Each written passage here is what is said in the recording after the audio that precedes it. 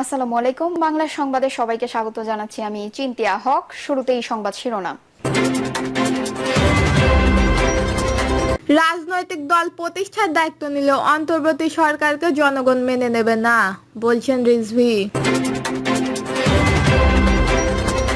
এদিকে আপনার ছেলে মানুষই মানায় না, প্রধান উপদেষ্টাকে দুদু।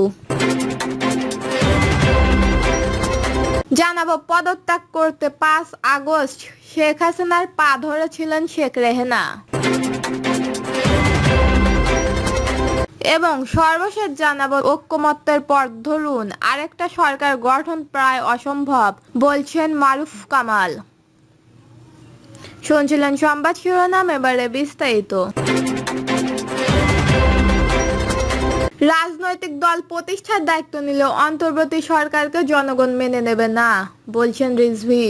অন্তর্বর্তী সরকার যদি কোনো রাজনৈতিক দলকে প্রতিষ্ঠা করার দায়িত্ব নেন, তাহলে সেটি দুঃখজনক এবং জনগণ তা মেনে নেবে না বলে মন্তব্য করেছেন বিএনপির সিনিয়র যুগ্ম মহাসচিব রুহুল কবির রিজভী। রিজভী বলেন, উপদেষ্টারা যদি তাদের দায়িত্ব বাদ দিয়ে অন্য কোনো গভীর এজেন্ডা বাস্তবায়নের করার চেষ্টা করেন, তাহলে জনগণ তা মেনে নেবে না। আজকে সরকার পরিচালনা করছেন যারা, তারা নানাভাবে বিভাজন করছেন। প্রশাসন নানা ক্ষেত্রে তাদের বিতর্কিত ভূমিকা আমরা দেখতে পাচ্ছি। এমন পরিস্থিতি চলতে থাকলে নিষিদ্ধ ঘোষিত আওয়ামী লীগ এবং তাদের দোসররা বিএনপিকে দমাতে আরো মরিয়া হয়ে উঠবে। নির্দিষ্ট সময়ে জাতীয় সংসদ নির্বাচন আয়োজনকে দাবি করে তুলছে বিএনপি। এই প্রসঙ্গে রিজভী বলেন, নির্দিষ্ট সময়ের মধ্যে নির্বাচনের কথা বলা কি মহাপাপ?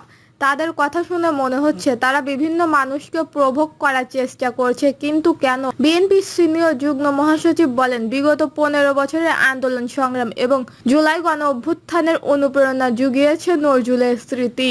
আগামীতে ন্যায্য দাবি আদায়ে নজরুল প্রাসঙ্গিক হয়ে থাকবে বলেও মন্তব্য করেন তিনি। আপনার ছেলে মানুষই মানায় না, প্রধান উপদেষ্টাকে দুদু।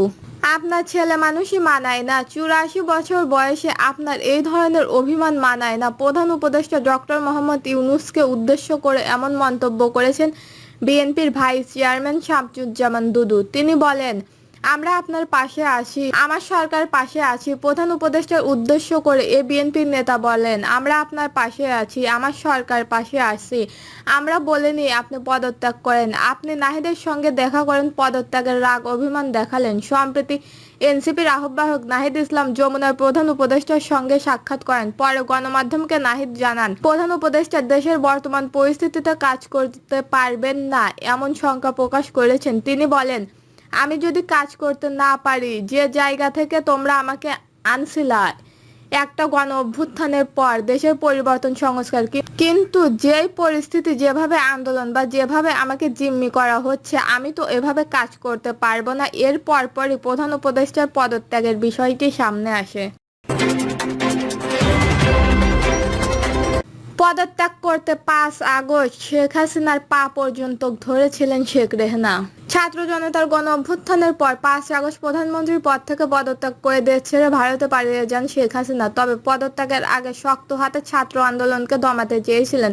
সবকিছু নিয়ন্ত্রণের বাইরে চলে গেলেও তিনি ক্ষমতার মসনদ ছাড়তে চাচ্ছিলেন না। এক পর্যায়ে পদত্যাগ করতে 5 আগস্ট গণভবনে শেখ হাসিনার পা ধরেছিলেন শেখ রেহেনা। চিফ প্রসিকিউটর বলেন, সে সময় অতিরিক্ত বল প্রয়োগ এবং আরও রক্তপাতের মাধ্যমে ক্ষমতা ধরে রাখতে চেয়েছিলেন শেখ হাসিনা। দেশ ছাড়ার আগে সোমবার সকাল 10:30 থেকে প্রায় 1 ঘন্টা রাষ্ট্রীয় বিভিন্ন বাহিনীর শীর্ষ কর্মকর্তাদের চাপ দিয়েছেন তিনি। তবে পরিস্থিতি যে একেবারেই নিয়ন্ত্রণের বাইরে, সেটা তিনি কিছুতেই মানতে চাচ্ছিলেন না। পরে পরিবারের সদস্যরা বোঝানোর পর পদত্যাগে রাজি হন তিনি। এর পরপরই দ্রুততম সময়ে পদত্যাগ করে সামরিক হেলিকপ্টার করে গোপনে বোন শেখ রেহেনার সঙ্গে নিয়ে দেশ ছাড়েন শেখ হাসিনা। দলীয় অস্ত্রধারী কর্মীদের নামিয়ে 3 আগস্ট দিনভর সারা দেশে ব্যাপক সংঘাত ও প্রাণহানি ঘটনার পরে ছাত্র জনতার আন্দোলনে সামাল দিতে পারেনি শেখ হাসিনা। যদিও পরিস্থিতি উপলব্ধি করতে পেরে 3 আগস্ট রাতেই শেখ হাসিনাকে তার একজন উপদেষ্টা সহ কয়েকজন নেতা বোঝানোর চেষ্টা করেন, তারা সেনাবাহিনীর কাছে ক্ষমতা হস্তান্তরের পরামর্শ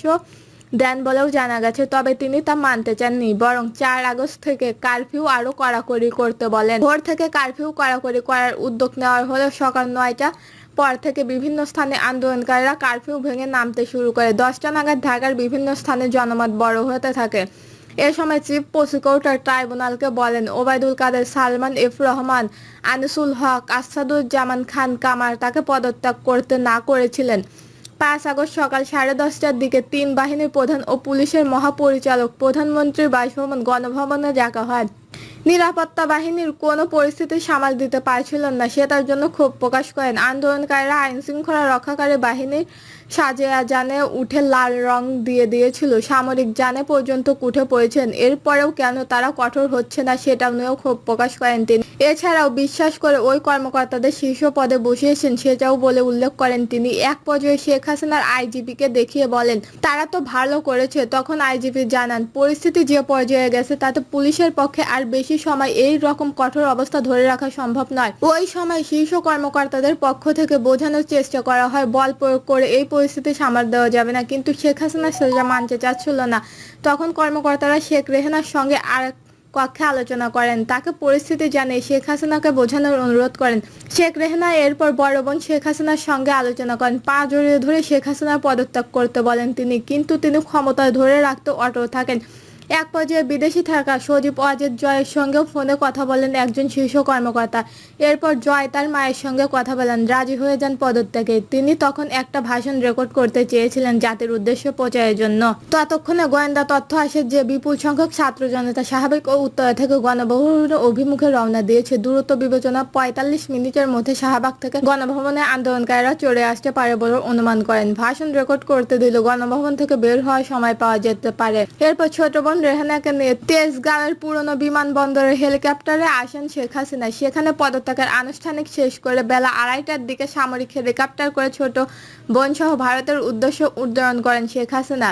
তানজুল ইসলাম আরও বলেন, আওয়ামী লীগের সভাপতি শেখ হাসিনা টানা চতুর্থবারের মতন প্রধানমন্ত্রী হিসেবে শপথ নেন গত বছরের 11ই জানুয়ারি।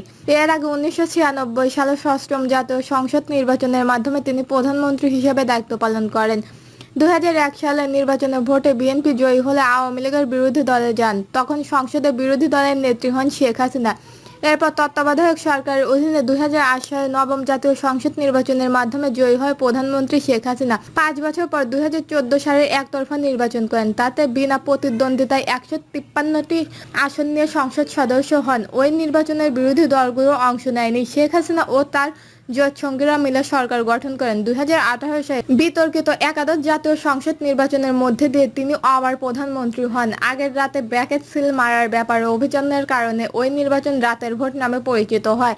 আর চলতি বছরের জানুয়ারি দ্বাদশ জাতীয় সংসদ নির্বাচনের বিরোধী দলটিও অংশ নেয়নি। নিজ দলীয় নেতাদের স্বতন্ত্র প্রার্থী করে দামি প্রতিদ্বন্দ্বিতার মধ্যে দিয়ে তিনি আবার প্রধানমন্ত্রী হয়। এই নির্বাচনের বিরোধীরা দামি নির্বাচনে আখ্যা দেয়।